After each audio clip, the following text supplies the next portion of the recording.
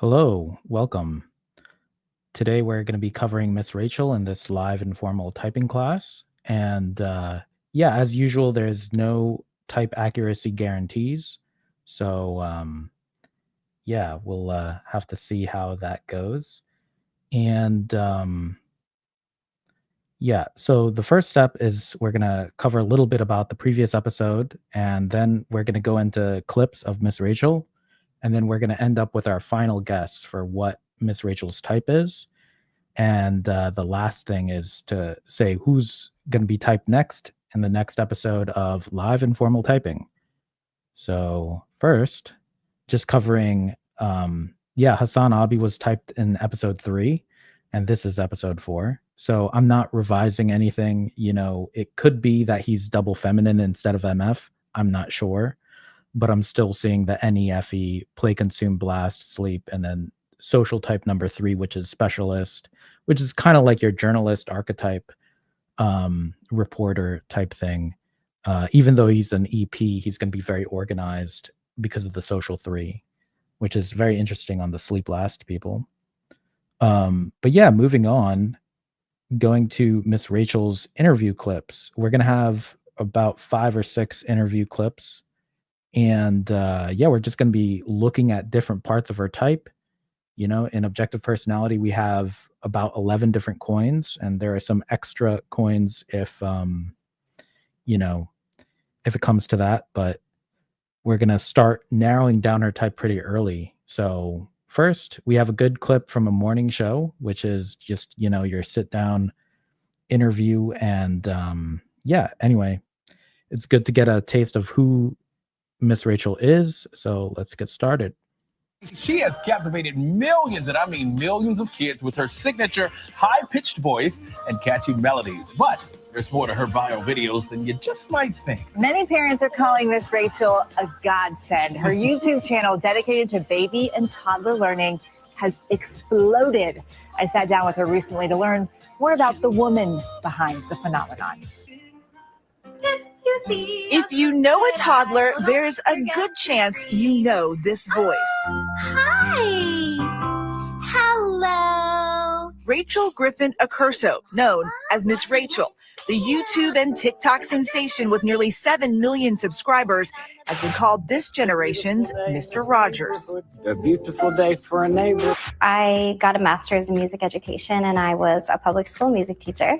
I was amazed how wonderful music is for bonding and soothing babies and toddlers. But everything changed when her own son experienced speech delays. You say the words. Yeah. Oftentimes you zoom in really close on the mouth. N says, I think for my son, his brain wasn't really connecting with his mouth, so we really needed to see what the mouth was doing. I wanted something for him so bad that would help him. And when it wasn't there, I thought maybe we could create it for him and other kids that need it. I just didn't know it was going to be a lot of people.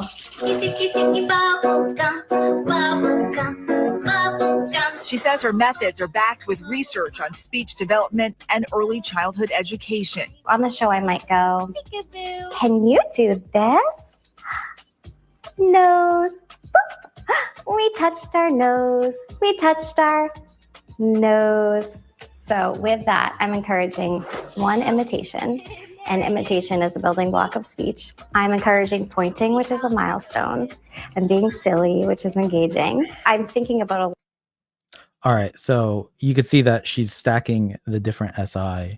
And you can even see the blast. Some of her type is going to be very quick to see. It's clear that she is a teacher type person. She's able to break things into process. Now, it could be NI or SI, but you're using some kind of organizing function along with, DE to teach to other people, in this case, little kids. But anyway, the next clip is going to hammer it in a little bit better. So let's check that one out. But yeah, keep in mind, it's some kind of blaster or OI. So it's good to see how, Miss Rachel is able to organize things and stack things on top of each other to make a system, right? For us EPs, it's very difficult to make systems because we're not stacking things on top of each other. We're just going on tangents. So that's what she's not doing.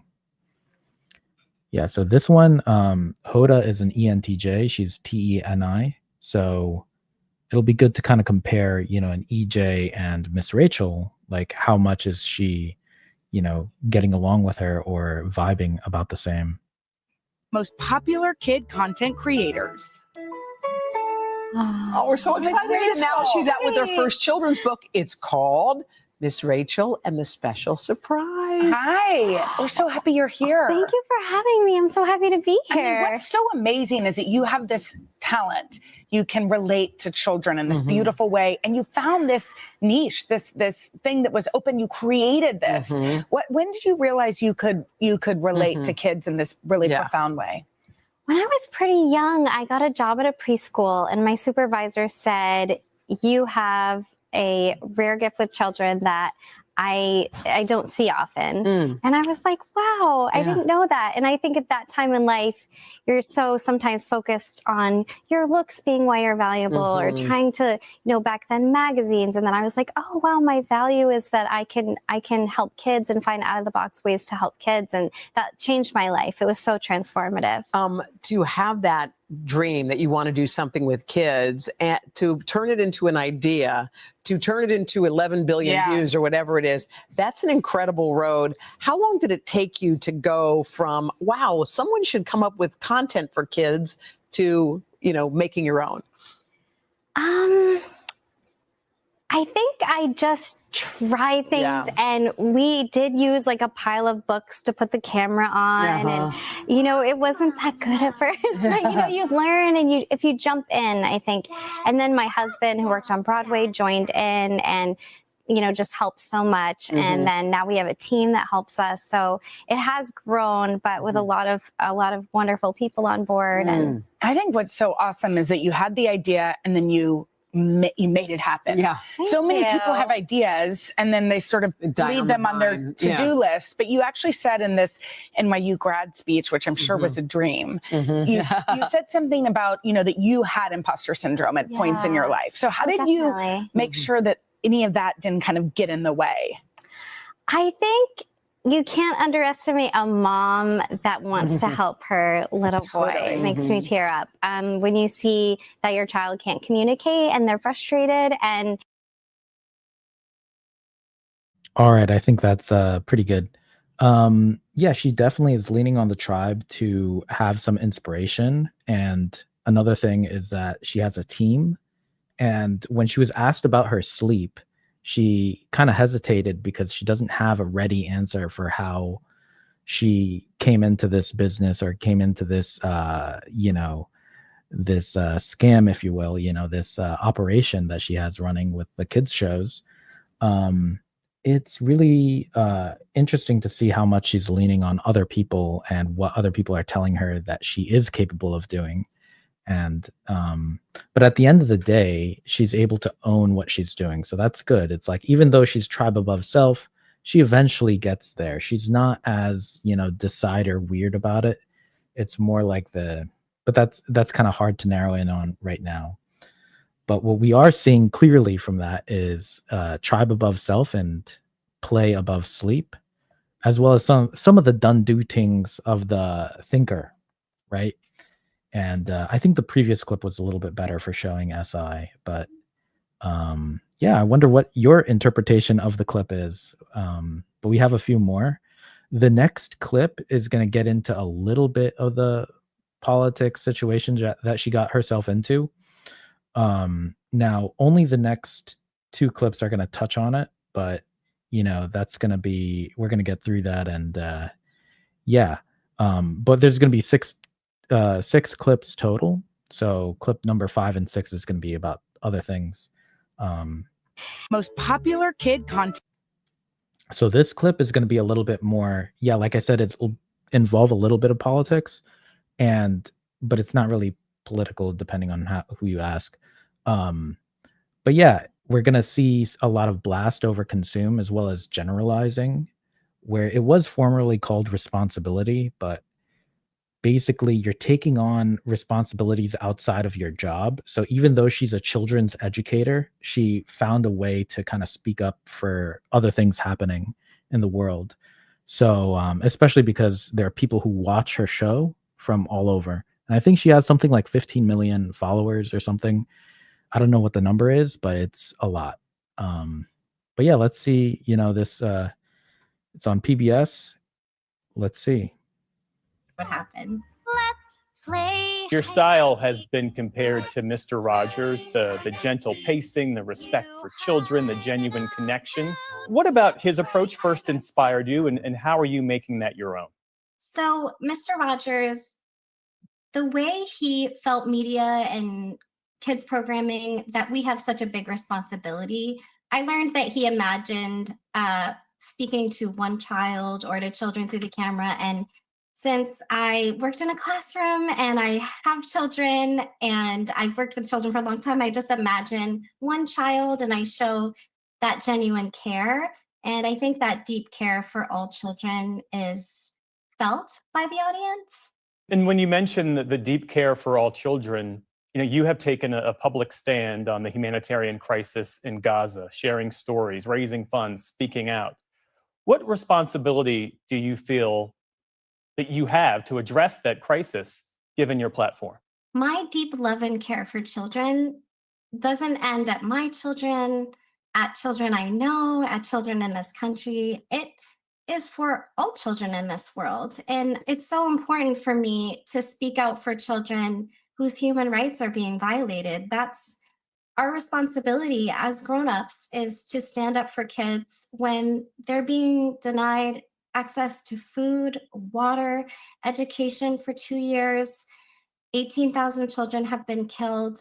Everyone should be saying something. It's a good thing to care about all kids. When did you first know that this was something that you had to do? Well, I prayed a lot about it. Yep. So there you go. There's the basically the blast in the play when she learns something about the situations that are happening from a humanitarian perspective. She feels the need to speak out about it. Even for myself, I don't have blast as a savior, and it's difficult for me to actually talk about anything, political or whatever, because, you have to organize your thoughts and convey it to people. But yeah, she's able to do that as soon as she learns about things. But yeah, the next clip will cover some of this too. And it'll be proving about the same parts. And generalize is another thing, because it's basically you're kind of going outside of your lane a little bit and talking about something else, which I'm doing as well. That's what the generalizers we do.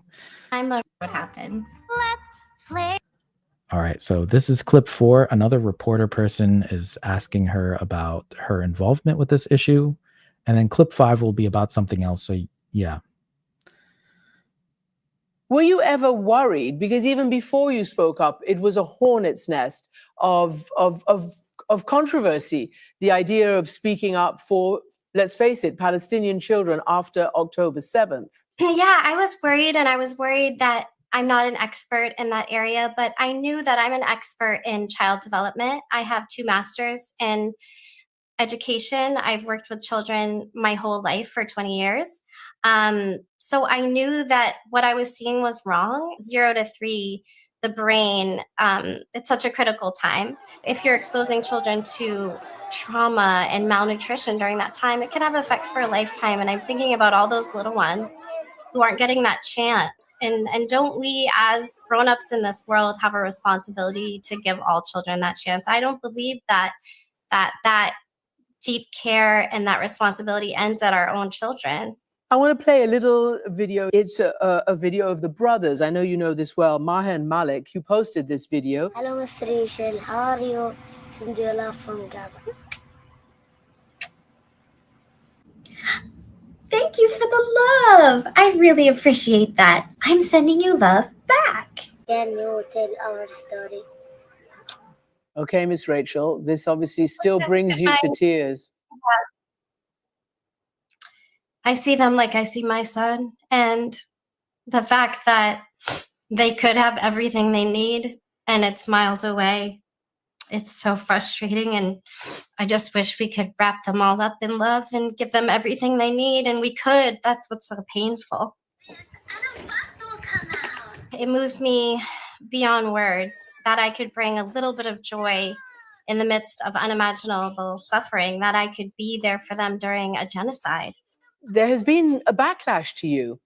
And of course, you've spoken out about the Israeli children, the infants and the toddlers who were wounded, who were kidnapped even on October 7th.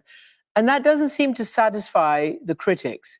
I have so much empathy for an Israeli mom waiting for her child to come home. And I have so much empathy for the people of Gaza losing their families. I feel for everyone. And I know who I am. And I think the backlash, it's painful, but then you have to be like, I know who I am and I know what's right. Yep. So that was a pretty good interview, and kind of getting her perspective on these things. You could definitely see the DE over DI by now, and the blast over consume, because she is willing to kind of go out on a limb and do things about what she knows. You know, a lot of the consume over blast people, we are kind of sitting on what we know already, you know, and we're not really using that information. But you see Miss Rachel is acting on the information that she does have. And Generalize, she's going out of her way, you know, as I explained before. She's doing things outside of just, you know, teaching kids and singing songs and teaching about colors and stuff. And I would mention that my 2-year-old watches a lot of Miss Rachel. And yeah, this is not her main thing. So like, you know, this is just an extra thing that she talks about, because she feels a pull towards the humanitarian efforts and the crisis that's going on. But anyway, the next clip is going to talk about other things. So were you ever worried? Because yeah, so this is her NYU speech at a graduation, and it's just an inspiring story of what she's kind of been going through. So, you know, this is going to touch on, you know, DE over DI, but I think another coin to look at is observer versus decider, and kind of what's her story. Is she really struggling with the people judgment, or is she kind of more struggling with the life path and processing the thing, or like the, you know, what pathway she's going to be walking in her life? Give me permission to use their power. Other people were the gatekeepers, the change makers. But the truth is, you don't need to wait for anyone else. Find your role to play and show up. You are the one. When my son had a severe speech delay, I searched YouTube and streaming sites for a show that helped with learning to talk. But I couldn't find anything like what I was imagining. I kept thinking someone should do a show with all the great speech development strategies and early intervention techniques we were learning. Maybe a teacher. Hey, I'm a teacher. Who could sing? Do, re, mi, fa, sol, la, ti, do. Who learned how to be a great educator at NYU Steinhardt. I knew I wasn't alone in needing resources for my son. And there must be families out there doing the same searches and finding nothing. Families that didn't have access to the same resources that we had. I realized maybe I should try to make it. I told my husband, which he likes to remind me of, maybe we can reach 1 million views. Then a real company will make a real show and maybe I can help. I wasn't an actor, but I could try to prove the concept. 6 billion views later, we're the company we were waiting for to make the show. Big shout. Thank you. Big shout out to my husband, Mr. Aaron, who joined me in creating it and who is my partner in everything. A lot of us think we're not good enough, that we can't act until we hit some ideal level of knowledge. It's not true. You don't need to wait for anyone else to show up. When you see a need, when you see an injustice, a way the world could be better, use the unique gifts and talents you have to serve the world. We don't know what will happen, but we guarantee nothing will change if we don't try. You might try and fail many times. When I attended Steinhardt, I felt hopeful about making a difference as a public school music teacher. But I also felt like I was way behind my peers. I was the oldest in the program. My friends here were like, "You're so old," getting a master's much later than everyone else. Fast forward back to high school, I wasn't a great student. I only got into one college, which made the choice of where to go very easy. I'm an optimist.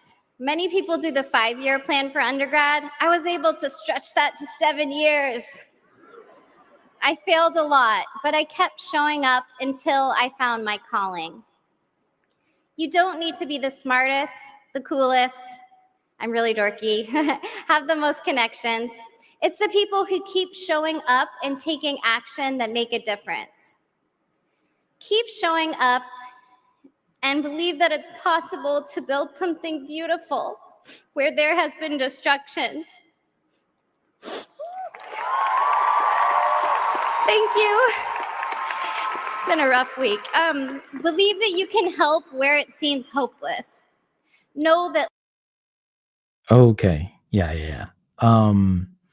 Yeah, she's very motivating. It's very inspiring. I was actually between Social 4 and Social 2, and this kind of stuff helped me see that she's kind of more inspiring in that sense of Social 2. But anyway, you see the friends over flex. It's kind of little old me. She's trying to find her way to her pathway. It's very difficult. I can only imagine that the tribe motivated people are trying to look for, hey, can I help you out? Because they're not as self-motivated in determining their pathway. But Miss Rachel found a way to get there. And, her husband's going to remember the whole journey, right? She thought she could just be a little helper or something, but she turned out to be the boss person, right? But this gives a lot of inspiration, I think, for, friends over flex people, where you just kind of follow your heart, you follow your way, and you will end up in very interesting places by just trying things. And I think this is probably the best clip I have for observer over decider, but it's kind of difficult to prove. But yeah, I'm seeing she's talking about the life path a bit more. So the next clip is the last one, and it's going to be with our buddy Drew Barrymore, who is an INTJ, NITE, who is an actual number 4, friends first, tribe motivated first. And it's just a heartwarming clip, so let's enjoy. Give me permission to live out a fantasy, and the fantasy of millions and millions of people. Could we try a Miss Rachel, Miss I love Drew that. show? I'm so excited.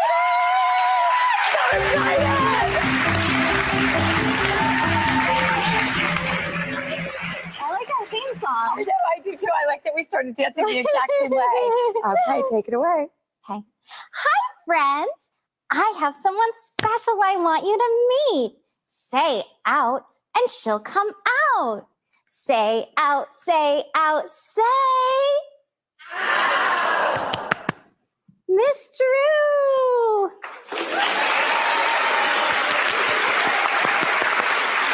Hi, friends. I'm Miss Drew. Miss Drew, I'm so happy to see you. I have a gift for you. A gift for me. Oh my goodness. I'm so excited for a gift. Oh my gosh. Oh my goodness. Oh, look at this. Oh, thank you.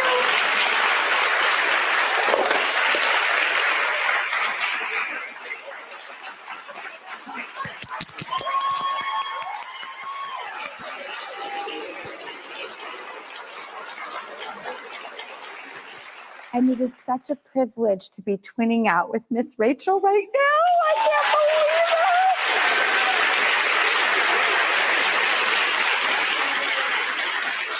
believe it. And you have this beautiful, meaningful new children's book. And I want to make sure that everyone knows that they get to participate in this with us, because Miss Rachel and the special surprise is not only out now, but everyone in our studio audience is going to go home with a copy.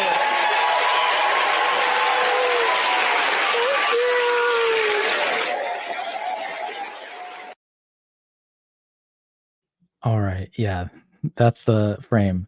And basically, I ended up with her being an IJ, so you could kind of see the head shape is a little bit similar. Um, but yeah, let's see what my guess is. But yeah, basically that clip covers friends over Flex. You know, she's able to be buddy buddy with Drew Barrymore. It's hard to describe, you know. But yeah, that's what I'm seeing so far. I mean, if you don't see Miss Rachel as friends over Flex, I don't know. I don't know what to tell you. Um, but yeah, so the first narrowing down, I went pretty quick into IJ land. It could have been EJ, but definitely could. So maybe I could have left that one open. But yeah, some kind of blaster, right? And an extroverted blaster. That would probably be the first narrow down. I should have changed this. But yeah, we're definitely seeing DE over DI. And we're seeing OI over OE. If you study enough of the play firsts, you'll know that they kind of go off on tangents a lot more. And that's just not what we're seeing. You know, Miss Rachel has a way, she has a process. You know, even if she might be a generalist, she kind of has a specific stack of teaching of how to help people with their speech, you know, and whatever else comes after that. And it is hard to tell thinker versus feeler, but you know, she is talking about the done do things, the work, the reasons, what is working, and the spectrum of the things that should work.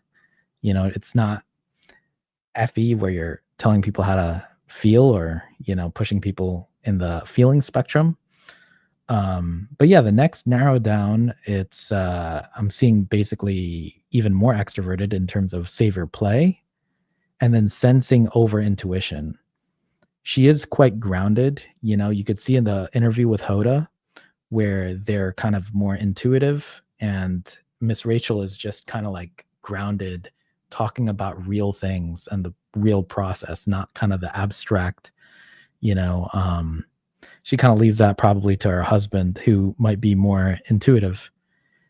But yeah, so that's my guess. It's narrowing down a lot more, and the actual guess I got is double feminine, SITE, blast, play, consume, sleep, last, number 2. So there you go. Ta-da. Yeah, she's basically what I'm seeing is like an SI version of AOC. But I'm not sure what AOC's social type is. It's probably number 1, if not number 2. One of those two, I'm not sure, but where AOC kind of talks more in the abstract, Miss Rachel is a lot more grounded. She will physically, in reality, help your kids learn the colors and the shapes and the sounds. And yeah, so that's basically the type. Miss Rachel, you know, my 2-year-old loves her, and a lot of kids out there love her a lot. And there are many, many parents out there who owe her, you know, millions in child support because, you know, they're able to take, you know, bathroom breaks and leave Miss Rachel on the TV and actually give some educational content that's useful in teaching things. Yeah, one of the things Miss Rachel teaches is about emotions, and it's all good basically. And there's a lot of good stuff that she's doing, and whatever I covered definitely doesn't, you know, do justice for all the things that she talks about and does. So yeah, double feminine, SITE, blast, play, consume, sleep, last, number 2.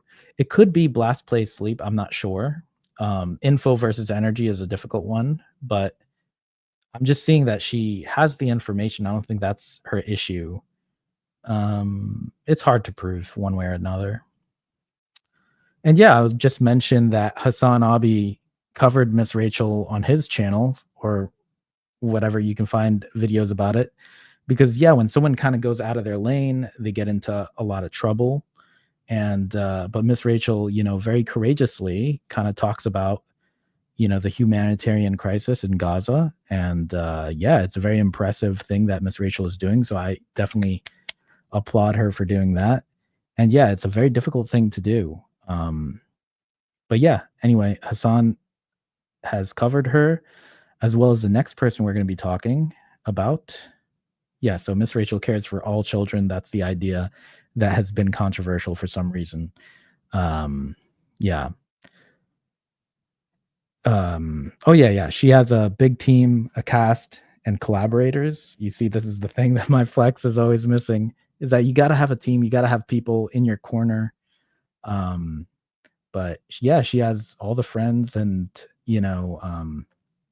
just all that extroverted energy, finding people to get along with, collaborate with, and, make art, make creative content, as well as educational content for kids.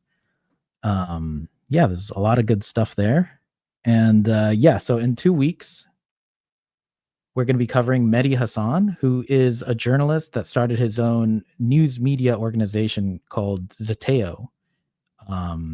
Yeah, so that's in 2 weeks. I'm looking forward to it. And yeah, I'll definitely prepare more for that one if I can. I'm trying here. But yeah, let me know if there's any tips for improving this. And then yeah, Mehdi Hasan does have an interview with Miss Rachel where she did cry because the subject matter is quite heavy. But yeah, you can check out that interview if you'd like to get to know Mehdi or Miss Rachel. But yeah, so that'll be in 2 weeks. So I'm looking forward to that. And without further ado, that'll be all for today's live typing. Thank you for watching and take care. Take care of yourself.